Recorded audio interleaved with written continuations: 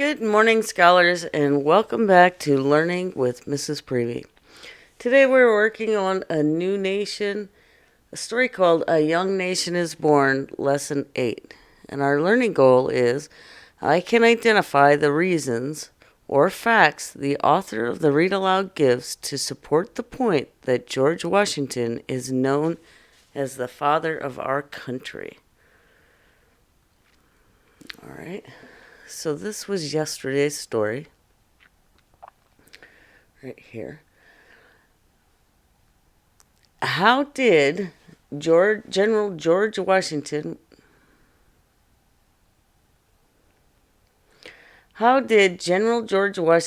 win the war with help of the French? So George Washington, he trapped the British soldiers right here at Yorktown, surrounding them with the combined efforts of the army on the land and the French ships at the sea. So when the war was over, it meant the colonists would no longer be ruled by the British king. Do you remember that originally, when they were not going to be ruled by the British king anymore, they wanted George Washington to be the king? But he said they needed to come up with a better plan, and they didn't need another king. Okay. So George Washington's wife, I don't think there are no pictures of his wife, but George Washington's wife, Martha, helped during the war by bringing food and clothing to the troops during their long, hard winters. So let's see if that picture's right here, maybe. No pictures of that. Okay. When the war was over, George Washington went home. He stepped down as commander of chief and went home to Mount Vernon to be with his wife, Martha. Right here is a picture of all the colonies. What I'd like you to do is pause the video and see if you can name these colonies. Remember, there's 13 of them. Okay, go ahead and pause the video. Did you name all these colonies? There was Massachusetts, New Hampshire, Rhode Island, Connecticut, New York, New Jersey, Pennsylvania, Delaware, Maryland, Virginia, North Carolina, South Carolina, and Georgia. I want you to remember, though, by the end of the previous read aloud,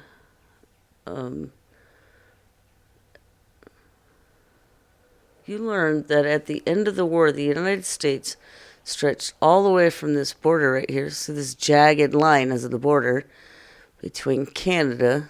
So they didn't cover Canada, but all the way beneath this. So it stretched all the way from here down to Florida, and from the East Coast all the way to the Mississippi River, which is this line right here. And you can, if you look real close, see if we can bring that in a little bit. You can kind of see the mountainous terrain right there. Okay. So all the way from this coast, this was all part of the United States at the end of the war. Okay. And this right here is the Atlantic Ocean. So if you look, it says North Atlantic Ocean. It's all part of the Atlantic Ocean, but this is the northern part of it. Okay. So let's think about George Washington for just a minute. What are some things that we might be able to remember about George Washington? So let me think about some things that I can remember. I'm going to write this down so I don't forget. right here. I already wrote George Washington's name on here. So this says George Washington. Let me think. I remember that he fought the British. So I'm going to write that down.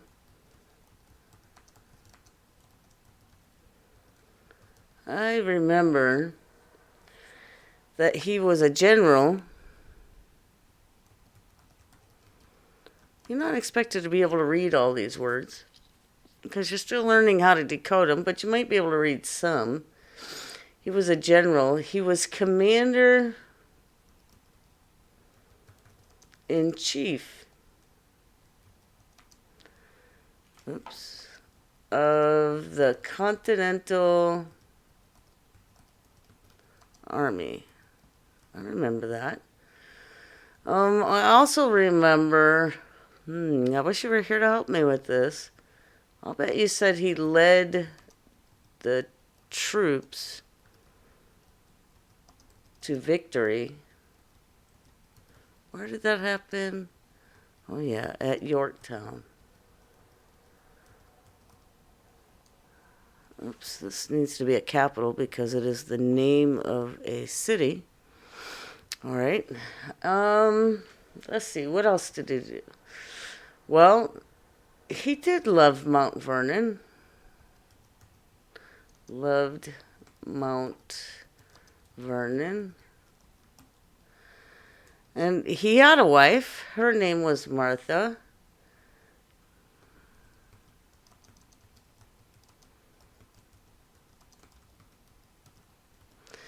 If you could think of anything else you can remember about George Washington, go ahead and send it to me on Class Dojo so we can think about the different things we can think of George Washington. You could go back and you could, well, you could listen to some of the stories and see if you can remember some more about George Washington.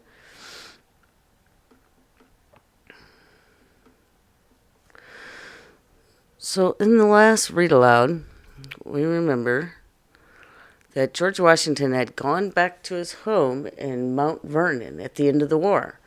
So listen closely to today's read aloud to discover what's going to happen to him next.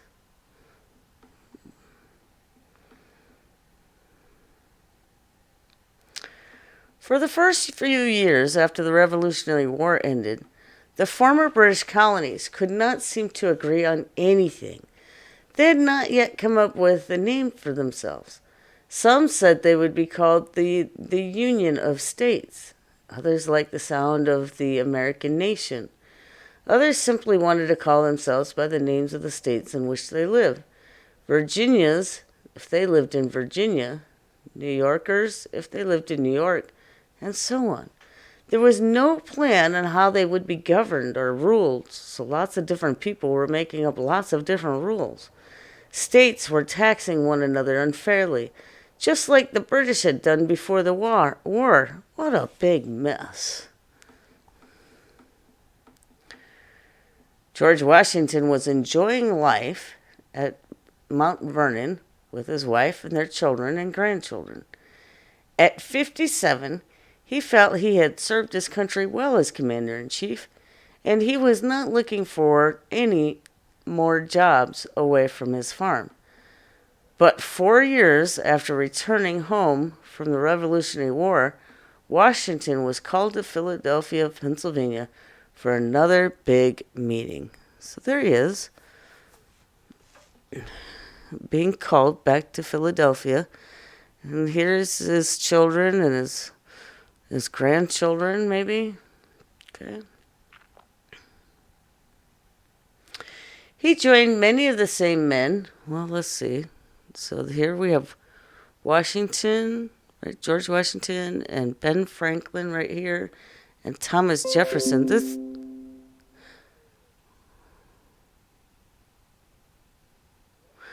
This looks like Thomas Jefferson is a little older in this picture. Okay. So he joined many of the same men whom he had worked in the Continental Congress at the beginning of the war. These men are called our founding fathers, or simply founders because they helped found or start the new country. Benjamin Franklin, now 81 years old, right here, was the oldest representative there. George Washington was elected president in the convention or meetings. So a president is a person being in charge of a large meeting or a country. It was called the Constitutional Convention because the men were writing a constitution, a plan for how the new nation could live together peacefully. Do you remember how Washington said they needed to come up with a plan on how to rule the country without a king? Well, the men were meeting to come up with that plan, which they called the Constitution.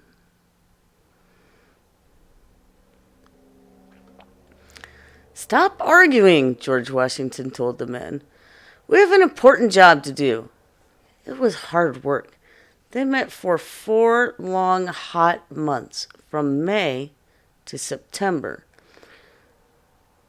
The men continued to argue. Some walked out, but most of them stayed until they came up with a good plan or constitution.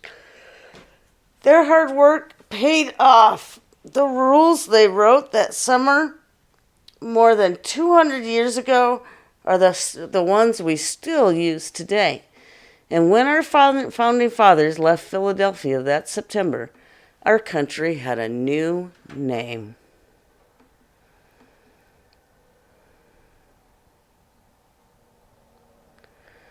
"We, the people of the United States," they wrote. The United means combined into one. So now all the states had come together. They are a united or single nation. So all of them. From then on, the 13 former British colonies were called the United States of America. One thing the representatives discussed that summer was their need for a leader. They decided that a president chosen by the people to serve for only a few years would be better than a king who was not elected and served for his entire life. And guess who they wanted to lead them? What do you think? Do you recognize this picture? Of course, you guessed it, George Washington. Once again, he wanted to settle down at Mount Vernon, but once again, he had been called to serve his country. In 1798, when George Washington left his home in Virginia to become the first president of the United States of America, he had no idea what he was going to do. As the president of a new country, he knew that his presidency would set an example for all future presidents. While president, Washington stayed very busy. He helped organize a permanent national army and navy to set up national banking system. If something is permanent, it means that it's lasting. It's not going to go away. Today, our country still has a permanent national army and navy.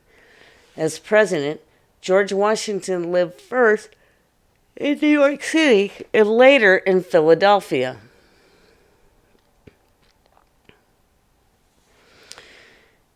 He worked hard on plans for a city that would be our nation's capital. George Washington personally chose the capital site along the Potomac River that on land that is between Maryland and Virginia. Capital city is the city where leaders gather to govern the entire country. The word capital can also mean an uppercase letter.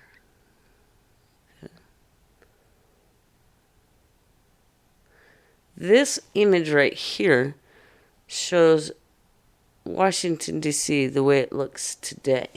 Okay? The capital city, this capital city, would not be in any state. So no state could say that it was in charge of the country.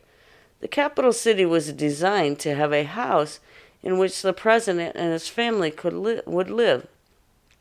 It would also have many government buildings. George Washington was no longer president when the capital city was finally built, but the city was named in his honor. It's called Washington, D.C. D.C. stands for District of Columbia.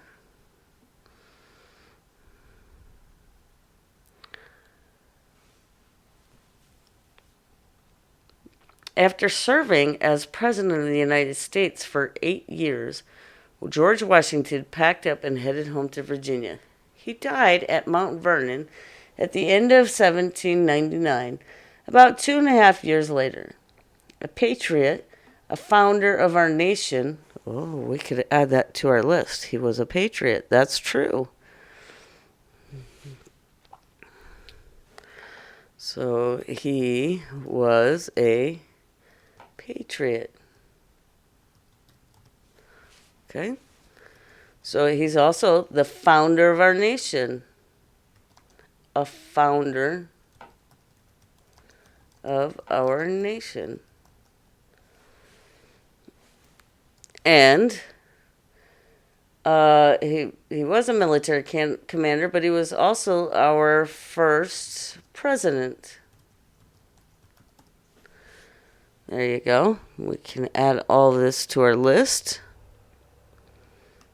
All right. A patriot, a founder of our nation, a military commander, and the first president, Washington has rightly been called the father of our country. Many places have been named for him. Monuments and statues have been built in his honor. You can even find his picture on our money, both on the paper bill, this is Washington, and on a coin. What is this coin? The quarter, yeah. George Washington's picture is on the $1 bill and the quarter.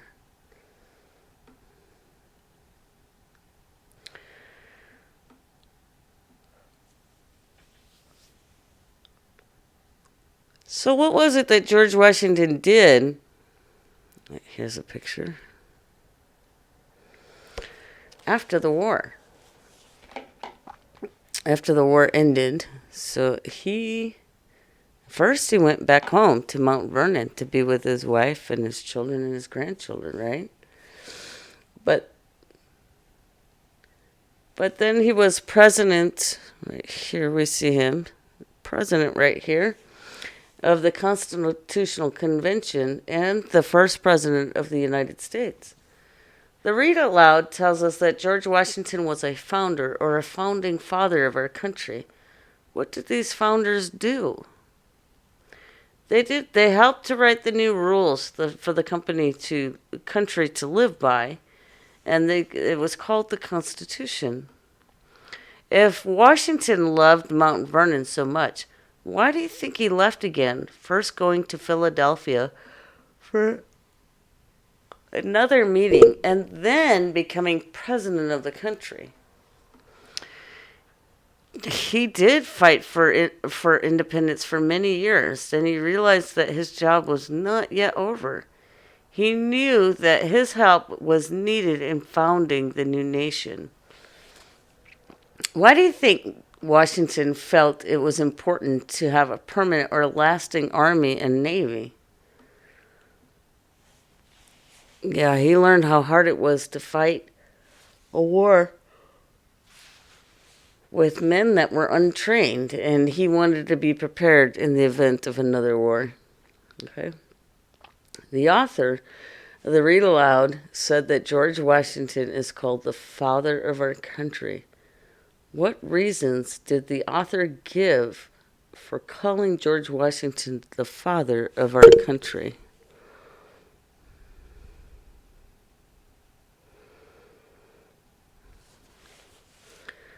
Okay, he was a patriot. He was a founder who helped write the Constitution. He did lead the military, and he was our first president. So there's a lot of different reasons. And that was a very important part of today's lesson.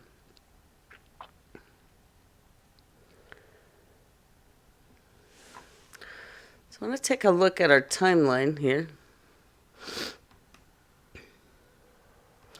We're going to try to remember everything we've learned about the history of the United States and how Native Americans were here first, Okay, there were different tribes that lived in different types of housing. This is only one type of housing that the Native Americans lived in.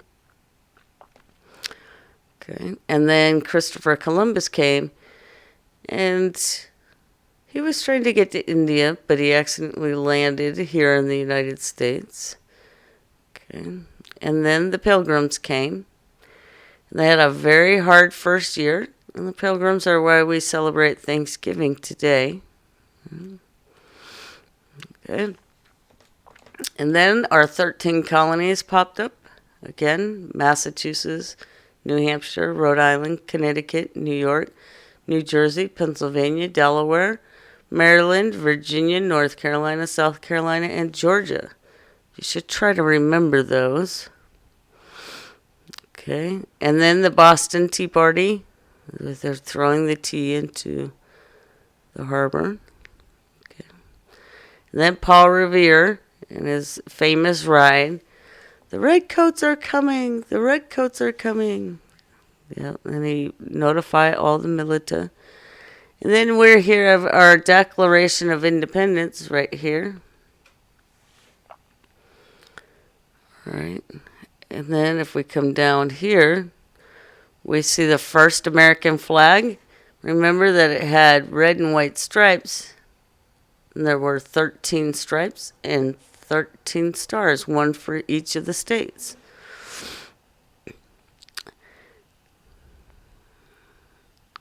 Right here, this is where the British is giving up and going home. Okay. And there's George Washington, who became our very first president of the United States. And this is what Washington, D.C. looks like today. It certainly didn't look like that back then. Okay. Oh, there's a picture of Benjamin Franklin. I'm not sure why that's there. We're going to probably find out. Okay.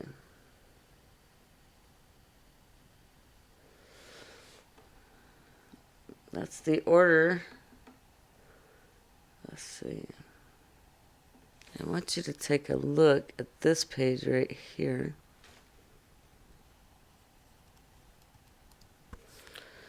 Right here. So in the read aloud, you heard George Washington worked hard on plans for a city that would be our nation's capital. So which one do you think they're talking about? This kind of capital or this kind of capital? Yeah, they're actually talking about this one, right? Capital also means something else. Capital also means an uppercase letter. So that's going to be this kind of capital. So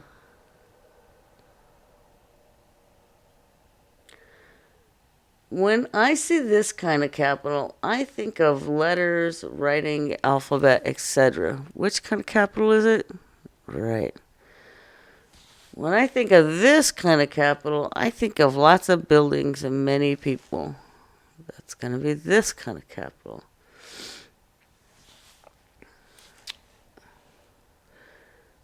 When I think of this kind of capital, I think of government.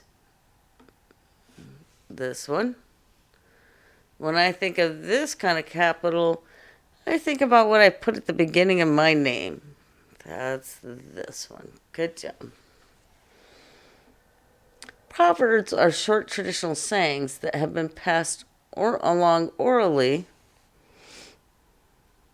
Let me change this. From generation to generations. These sayings usually express general truths based on experiences and observations of everyday life.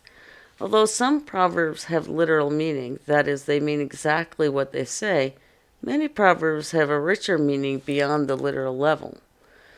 So when you heard, have you ever heard anybody say there's no place like home? Go ahead and say there's no place like home. Okay. This proverb is another way of saying that there are many wonderful places to go and things to do, but there is no place quite like as wonderful as one's own home. Do you remember the name of George Washington's family home? It was called Mount Vernon. This was his favorite place to be. This saying is often used at the end of a sentence. So, for example, exploring the wilderness is exciting, but there's no place like home. So, Washington might have said, commanding troops is an honor, but there's no place like home. He might have said, meeting friends in Philadelphia is nice, but there's no place like home. I want you to pause the video and think of some things that you could say that there's no place like home at the end of. So think of some examples. So, for example, I might say, I like to go to Disneyland, but there's no place like home. Go ahead and pause the video and come up with a few of your own.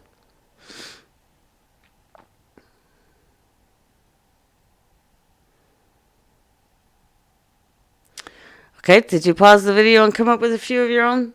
Good job. Okay. Think about what made Mount Vernon special to George Washington. So maybe he liked, playing in the yard, or maybe he liked spending time with his family, or maybe he enjoyed reading a book in a special room. Okay?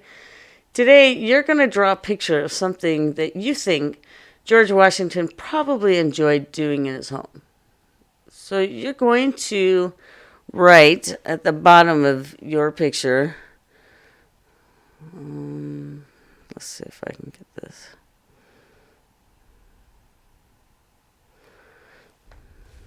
Something about what you think he would like to do that isn't at home, but add the statement, it's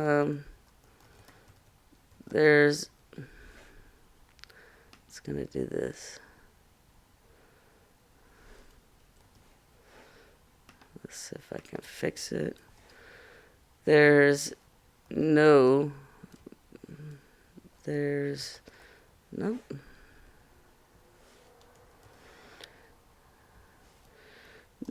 place like home. So you can pause that if you need to. Add this onto the picture that you draw.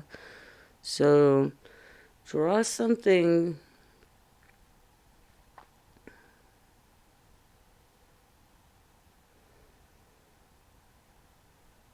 You're going to draw something that you think George Washington probably enjoyed doing at home. And then you're going to make up some kind of a saying. For example, meeting with friends in Philadelphia is nice, but there's no place like home. Make sure you're putting this. I'm going to add the but part on there, but there's no place like home. So add a whole sentence. This is only part of the sentence. You have to put something in front of it, whatever it was he enjoyed doing that wasn't at home, but then something he enjoyed doing at home. Okay.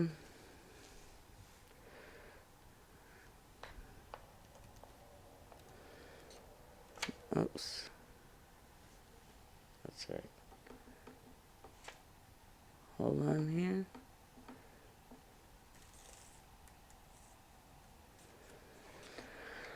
In the read aloud, you heard George Washington was elected president of the convention or meeting. Say the word president.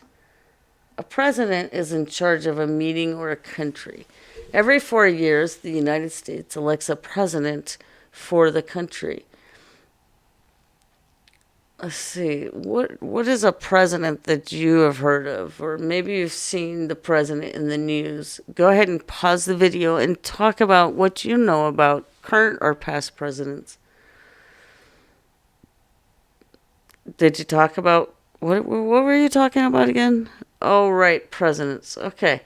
So, if you were president of the United States, what would you do as president? So, then the second drawing you're going to do today is going to draw a picture of yourself as president and then write a sentence that tells one thing you're going to do as president. If you were president, tell one thing that you would do as president, and go ahead and upload these pictures to me on Class Dojo. All right.